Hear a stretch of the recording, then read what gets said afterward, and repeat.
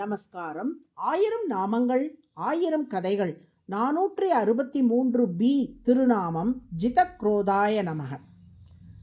Doctor U. Ve. Venkatesh அவரும் அவரது ஸ்ரீபாஷ்ய குருவான ஸ்ரீ ஊவே கருணாகராச்சாரியார் சுவாமியும் கும்பகோணம் ஸ்ரீ சாரங்கபாணி பெருமாள் திருக்கோவிலுக்கு சென்றார்கள். அப்போது அவர்களோடு வந்த ஒரு நபர் அந்த திருக்கோவிலின் பிரம்மாண்ட ராஜகோபுரத்தை சுட்டிக்காட்டி ஸ்ரீ ஊவே கருணாகராச்சாரியார் சுவாமியிடம், இந்த கோபுரத்தின் கீழ்த்தளத்தில் கண்ணன் கோபிகைகளோடு புரியும் ஸ்ருங்கார லீலைகள் சித்தரிக்கப்பட்டுள்ளவே எங்களைப் போன்றவர்களின் பார்வைக்கு முகம் சுளிக்க வைக்கும் சித்திரங்களாக இவை தெரிகின்றன. இந்த அமைப்புக்கு என்ன காரணம் என்று கேட்டார். அதற்கு கருணாகராச்சாரியார் சுவாமி அற்புதமான ஒரு பதிலை வழங்கினார். நம் மனித மனமானது அற்பமான உலகியல் சுகங்களையே நாடிக்கொண்டிருக்கின்றது. நேராக அப்படியே உலகியல் விஷயங்களை விடுத்து இறைவனை நாடு என்று சொன்னால் நம் மனம் அதற்கு உடனே இணங்காது. அதனால் நம் பெரியோர்கள் நம்மை பார்த்து, நீ காதலைத்தானே பார்க்க விரும்புகிறாய், உலகியல் காதலை பார்க்காதே, அந்த தெய்வீகமான இறைவனின் காதலை பார் என்கிறார்கள். இறைவனுக்கும் இறைவிக்கும் இடையே நடக்கும் காதல் என்பது தெய்வீகமான ஸ்ருங்கார ரசம். அது உலகியலுக்கு அப்பாற்பட்டது. உலகியல் காதலில் உள்ள ரஜோகுணம் தமோகுணம் போன்ற தோஷங்கள் எதுவுமே இறைவனுக்கும் இறைவிக்கும் இடையே நடக்கும் ஸ்ருங்கார ரசத்தில் இல்லை.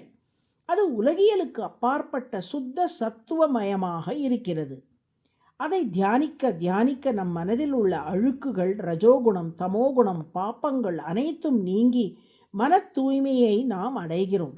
அதனால் தான் சுவாமி வேதாந்த தேசிகன் முற்றும் துறந்த முனிவர்களுக்கும் தியானிக்கத்தக்கதாக இறைவன் இறைவியின் ஸ்ருங்கார ரசம் இருக்கிறது என்கிறார். ஆசைகளை துறந்த முனிவர்களும் தங்களுக்கு முழுமையான வைராக்கியம் கைகூட வேண்டும் என்றால் இந்த ஸ்ருங்கார ரசத்தை தியானிக்க வேண்டும். அத்தகைய ஸ்ருங்கார ரசத்தை காட்டி முதலில் நம் மனதை கோவில் பக்கம் ஈர்க்கிறார் திருமால். அதனால் தான் கோபுரத்தின் கீழ்த்தளத்திலே ஸ்ருங்கார ரசம் நிறைந்த சிற்பங்கள் காணப்படுகின்றன. அதன் மூலம் நம் மனதை ஈர்த்த பின் மேலே தனது தெய்வீக பேரானந்தத்தில் நம்மை அழுத்துகிறார் பகவான். அதனால் தான் அடுத்தடுத்த மேல் தளங்களில் பகவானின் மற்ற லீலைகளை விளக்கும் சிற்பங்கள் அமைந்திருக்கும். கோபுரம் போல் நம் மனதையும் எண்ணங்களையும் உயர்த்த முதல் படியாக ஸ்ருங்கார ரசத்தை செய்து காட்டுகிறார் இறைவன் என்பதே தாத்பரியம். கோவில் என்றால் கோபுரம் காட்டும் தெய்வம் உண்டு அங்கே, உள்ளம் என்றால் உயர்ந்து காட்டும் எண்ணம் வேண்டும் இங்கே என்று திரு பூவை செங்குட்டுவன் என்னும் கவிஞர் பாடியுள்ளார். நம் எண்ணங்களையும் உள்ளத்தையும் கோபுரம் போல் உயர்த்த வல்லது இறைவனின் ஸ்ருங்கார சேஷ்டிதம். மோகினி அவதாரம் எடுத்து அசுரர்களை திருமால் மயக்கினார் அல்லவா, அதன் மூலமும் இந்த தத்துவத்தையே உணர்த்தினார். நம் மனமே பார்க்கடல், அதில் உள்ள நல்ல எண்ணங்கள் தேவர்கள், தீய எண்ணங்கள் அசுரர்கள். வேதம் என்னும் மத்தை கொண்டு இறையருள் என்னும் கயிற்றால் நம் மனமாகிய பார்க்கடலை கடைந்தால் ஜீவாத்மா பரமாத்மா பற்றிய அமுதமயமான ஞானம் ஏற்படும். அந்த ஞானமாகிய அமுதம் தீய எண்ணங்களாகிய அசுரர்கள் கையில் கிட்டாமல் நல்ல எண்ணங்களாகிய தேவர்கள் கையில் கிடைக்கவே மோகினி வேடம் தரிக்கிறார் திருமால். அதாவது தனது தெய்வீக ஸ்ருங்கார ரசத்தால் அசுரர்களாகிய நம் தீய எண்ணங்களை மயக்கி நல்ல எண்ணங்கள் அமுதமயமான ஞானத்தை பயன்படுத்தி கொள்ள வழிவகை செய்கிறார். இந்த விளக்கத்தை ஸ்ரீ ஊவே கருணாகராச்சாரியார் சுவாமி அருளியவாறே கேள்வி கேட்ட நண்பர் தெளிவு பெற்று நன்றி தெரிவித்து விட்டு சென்றார். தேவர்களுக்கு அமுதம் கிடைத்துவிடக் கூடாது என்று அசுரர்கள் கோபத்துடன் அவர்களை தாக்க பார்த்தார்கள்.